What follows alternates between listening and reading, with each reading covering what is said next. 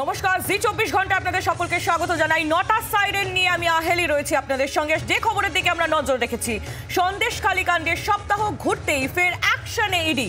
রেশনের পর এবার পুরনিয়োগ তদন্তের ঝোড়ো গতি। সাত সকালে কলকাতা, উত্তর 24 পরগনায় অল আউট অভিযান। বাহিনীর ঘেরাটোপেই মন্ত্রী, বিধায়ক, কাউন্সিলরের বাড়িতে হানা।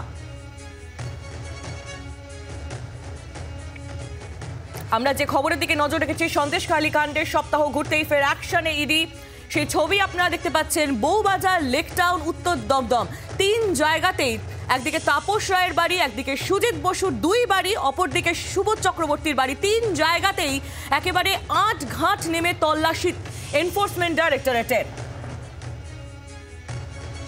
আমাদের প্রতিনিধি পিয়ালি মিত্র এই মুহূর্তে সরাসরি আমাদের সঙ্গে রয়েছেন। দমকল মন্ত্রী সুজিত বসুর বাড়ির সামনে থেকে সরাসরি পিয়ালির কাছে চলে যাব। পিয়ালি, বেশ খানিকক্ষণ হয়ে গিয়েছে ইডির আধিকারিকরা প্রবেশ করেছেন দমকল মন্ত্রীর বাড়িতে। এই মুহূর্তে কি আপডেট পাচ্ছ?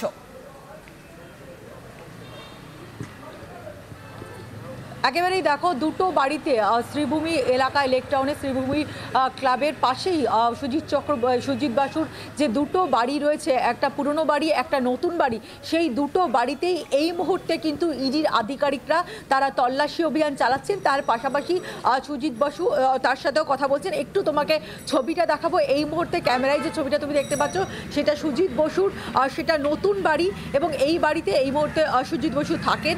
সেই বাড়িতে একদিকে যেরকম তল্লাশি অভিযান চলছে, তুমি দেখতে পাচ্ছ যে কেন্দ্রীয় বাহিনীর জওয়ানরা তারা বাইরে মোতায়েন রয়েছে, এবং তার পাশাপাশি বিধাননগর কমিশনারেটের পুলিশের অফিসাররা তারাও কিন্তু মোতায়েন রয়েছে, যাতে এলাকাতে কোনো অপ্রীতিকর ঘটনা না ঘটে। সেই কারণে স্থানীয় লোকাল থানার যে পুলিশ তারাও রয়েছে। এটা আমরা যে দেখালাম, এটা সুজিত বসুর নতুন বাড়ি। তার পাশাপাশি তার থেকেই কিন্তু কয়েক ফুট দূরেই, কয়েকশো মিটার দূরেই কিন্তু তার যে পুরনো বাড়ি রয়েছে, সেই বাড়িতেও কিন্তু এই মুহূর্তে এনফোর্সমেন্ট ডিরেক্টরেটের আধিকারিকরা তারা তল্লাশি অভিযান চালাচ্ছে। এবং তুমি দেখতে পাচ্ছ যে সেখানেও কিন্তু কেন্দ্রীয় বাহিনীর জওয়ান তাদেরকে মোতায়েন করা হয়েছে, এবং দুটো বাড়িতেই একযোগে আজকে একেবারে ইডির আধিকারিকরা তারা কেন্দ্রীয় বাহিনীর জওয়ানদেরকে নিয়ে এখানে পৌঁছে যান, এবং এই মুহূর্তে সেই তল্লাশি অভিযান প্রায় 1.5 ঘন্টারও বেশি সময় অতিক্রান্ত হয়েছে। ইডির আধিকারিকরা তারা তল্লাশি অভিযান চালাচ্ছে। এবং তুমি জানো যে পুরসভার নিয়োগ দুর্নীতি মামলার যে সূত্র, যেটা তারা পেয়েছিলেন যখন অয়নশীলের যে সল্টলেকের বাড়ি, সেই সল্টলেকের বাড়িতে অভিযান চালানোর সময় তাদের হাতে পুরসভার নিয়োগ দুর্নীতি সংক্রান্ত 400-ও বেশি ওএমআর শিট তারা পেয়েছিল, প্রচুর পরিমাণে আরও নথি পাওয়া গেছিল, এবং যার থেকেই এই তথ্য সামনে আসে যে শুধুমাত্র শিক্ষক নিয়োগ দুর্নীতি নয়, এ রাজ্যে পুরসভাগুলোর নিয়োগের ক্ষেত্রেও দুর্নীতি হয়েছে। এবং সেই পুরসভাগুলো মূলত 2012 সাল থেকে 2018 সাল পর্যন্ত যে বিভিন্ন পুরসভা রয়েছে, সেটা উত্তর দমদম পুরসভা, দক্ষিণ দমদম পুরসভা, তার সঙ্গে সঙ্গে চিটাগড়, ব্যারাকপুর, কামারহাটি, প্রত্যেকটা পুরসভার ক্ষেত্রেই কিন্তু নিয়োগে দুর্নীতি হয়েছে। এবং যে পোস্টগুলো, সেটা টাইপিস্ট হোক, অ্যাসিস্ট্যান্ট ইঞ্জিনিয়ার হোক, প্রত্যেকটা পদের নিয়োগের ক্ষেত্রেই কিন্তু দুর্নীতি হয়েছিল, অর্থাৎ টাকার বিনিময়ে চাকরি বিক্রি করা হয়েছিল। সেই মামলা সূত্রে সেই অভিযোগে এই মুহূর্তে মন্ত্রীর বাড়িতে চলছে তল্লাশি। এবং শুধুই হেভিওয়েট মন্ত্রী নন, ইডি স্ক্যানারে আরো এক শাসক বিধায়ক, বউবাজারের তাপস রায়, তার বাড়িতেও পৌঁছেছে এজেন্সি। 105 বিবি গাঙ্গুলি স্ট্রিট, সেই ঠিকানা থেকে সরাসরি আমাদের প্রতিনিধি অর্কদীপ্ত আমাদের সঙ্গে রয়েছেন। অর্কর কাছে চলে যাব। অর্ক, এই মুহূর্তে কি ছবি?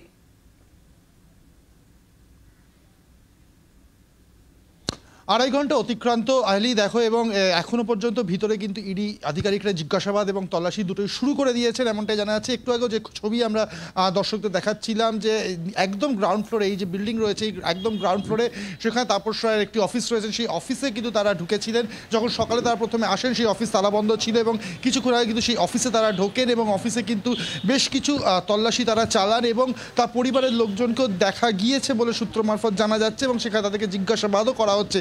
এই মুহূর্তে ফের একবার অফিস বন্ধ হয়ে করে আবার বোধহয় ইডি আধিকারিকরা আবার উপরে তার বাড়িতে, অর্থাৎ তার ফ্ল্যাটে গিয়েছেন। এখনও যে চিত্রটা আমি দেখাতে চাইবো, এই 105 বিবি গাঙ্গুলি স্ট্রিট, এই তার মেন ফটক, সেটা এখনও বন্ধ রয়েছে। ভিতরে সিআরপিএফ জওয়ানরা রয়েছে, এবং কাউকে ভিতরে ঢুকতে দেওয়া হচ্ছে না, এবং ভিতর থেকে কাউকে বেরোতেও দেওয়া হচ্ছে না। ফলে দেখো, পুরো জায়গাটাই কিন্তু একদম নিরাপত্তা বেষ্টনীতে ঘিরে ফেলেছেন জওয়ান, কেন্দ্রীয় বাহিনীর জওয়ানরা, এবং জিজ্ঞাসাবাদ পর্ব চলছে।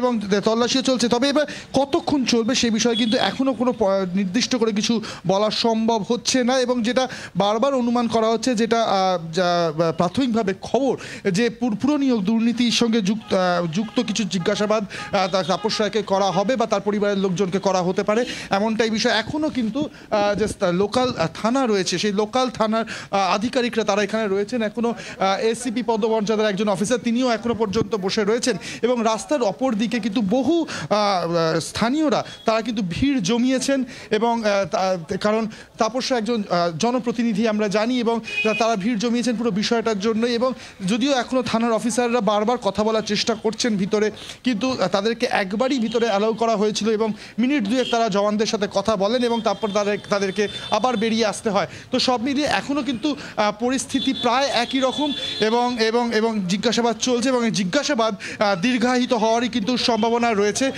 আরও এক ফলে সব মিলিয়ে পরিস্থিতি কিন্তু খুব একটা পরিবর্তন হয়নি, এবং জিজ্ঞাসাবাদ এবং তল্লাশি যেমনটা আমি বলছিলাম আরও দীর্ঘায়িত হওয়ার সম্ভাবনা রয়েছে, এবং কতক্ষণ হবে এই দীর্ঘায়িত হলো কতক্ষণ হবে সে বিষয়ে কিন্তু এখনো পর্যন্ত কোনো পরিষ্কার চিত্র পাওয়া যায়নি। আইলি, বাংলার আওয়াজ, বাঙালির আবেগ, জি 24 ঘন্টা।